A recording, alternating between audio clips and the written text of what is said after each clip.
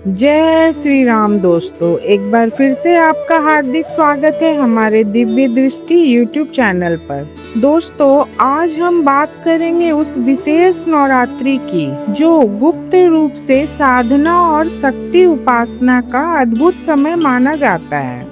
दोस्तों, गुप्त नवरात्रि ये वो समय होता है जब माता की आराधना शोर शराबे से नहीं बल्कि अंतरात्मा की गहराई और पूर्ण एकाग्रता से की जाती है। इस वीडियो में आज हम जानेंगे गुप्त नवरात्रि क्या होती है और इसका असली महत्व क्या है, माँ पार्वती के 10 महाविद्याओं के रहस्य और उनके रूप, साल में होने वाली 4 नवरात्रियों का संक्षिप्त ज्ञान, वो भी पौराणिक कथा जिससे 10 महाविद्याओं की उत्पत्ति हुई, पूरी पूजा विधि, उपवास, नियम, साधना और सिद्धि की राह। तो चलिए शुरू करते हैं। दोस्तों, जैसा कि नाम से ही स्पष्ट है, गुप्त नवरात्रियों में देवी दुर्गा के 10 रहस्यमयी रूपों यानी कि 10 महाविद्याओं की आराधना की जाती है। ये नवरात्रियां उन साधकों के लिए होती हैं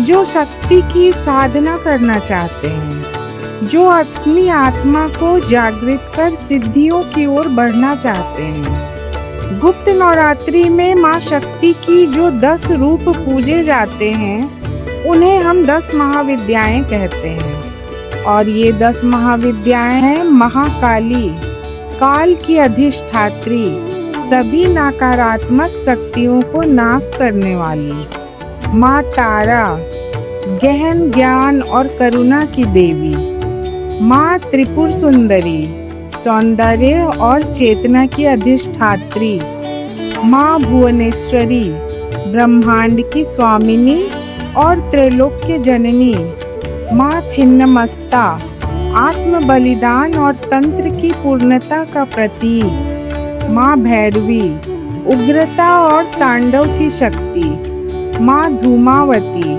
वैराग्य और त्याग की देवी, माँ बगलामुखी, शत्रु को स्तंभित करने वाली, वाणी और बुद्धि की शक्ति, माँ मातंगी, संगीत, कला, वाणी की अधिष्ठात्री, माँ कमला, लक्ष्मी का तांत्रिक रूप, ऐश्वर्य और सिद्धि को देने वाली देवी। इनकी उपासना से साधक को आत्मबल, मानसिक शांति, विशेष सिद्धियां प्राप्त होती हैं। दोस्तों, अब बात करते हैं साल में होने वाली 4 नवरात्रियों की। प्रथम चैत्र नवरात्रि जो बसंत ऋतु में मार्च और अप्रैल में आती है और हिंदू नववर्ष की शुरुआत मानी जाती है।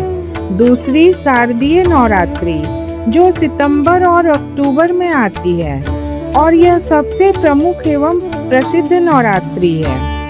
तीसरी माघ माह की गुप्त नवरात्रि जो जनवरी फरवरी में आती है और साधकों के लिए अत्यंत उपयुक्त है। और चौथी आषाढ़ माह की गुप्त नवरात्रि जो जून जुलाई में आती है और विशेष रूप से तांत्रिक साधना के लिए है।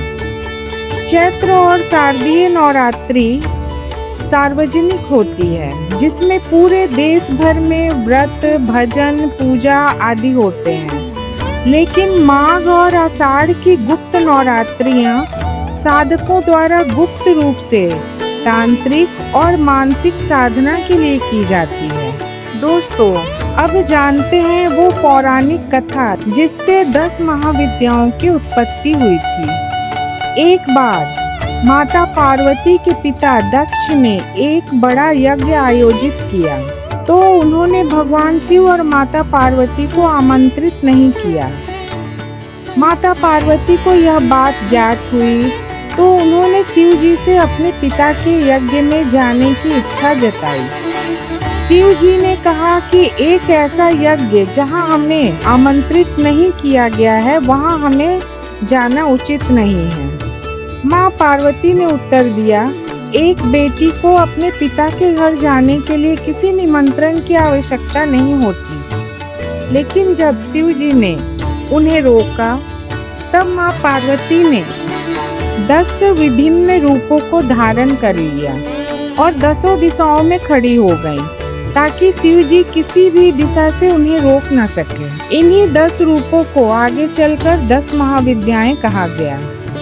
इनमें से हर एक देवी एक विशिष्ट तांत्रिक शक्ति की अधिष्ठात्री मानी जाती हैं। दोस्तों, गुप्त नवरात्रि के पूरे 10 दिन नियमित रूप से 10 महाविद्याओं की पूजा करना अति आवश्यक होता है, तभी साधक को पूर्ण फल प्राप्त होता है। गुप्त नवरात्रि साधना और सिद्धि का विशेष काल होता है।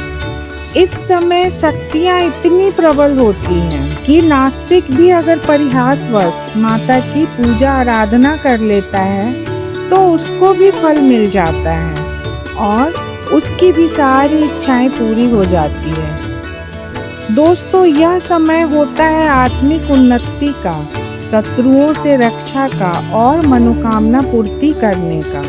दोस्तों, अब बात करते हैं माघ और आषाढ़ गुप्त नवरात्रियों में भेद की। दोस्तों, माघ माह की जो गुप्त नवरात्रि होती है वह दक्षिण मार्ग की साधना के लिए उपयुक्त मानी जाती है, जहाँ ध्यान, जप, आत्मिक एकाग्रता का विशेष महत्व होता है।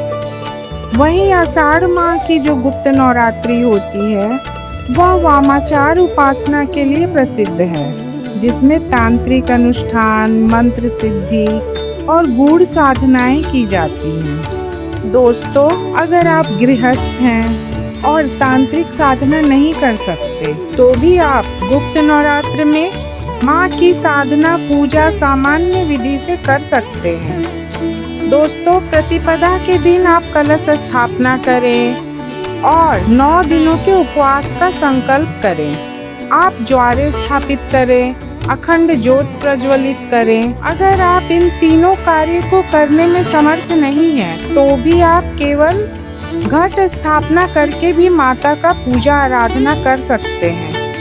अष्टमी या नवमी को आप कुमारी कन्याओं का पूजन करें, उन्हें भोजन कराएं, चरण धोकर तिलक करें।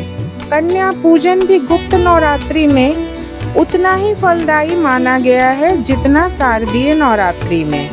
दोस्तों, गुप्त नवरात्र में हमें हर दिन अलग अलग देवियों की पूजा नहीं करनी है। आपको 10 दिन 10 महाविद्याओं की पूजा करनी है।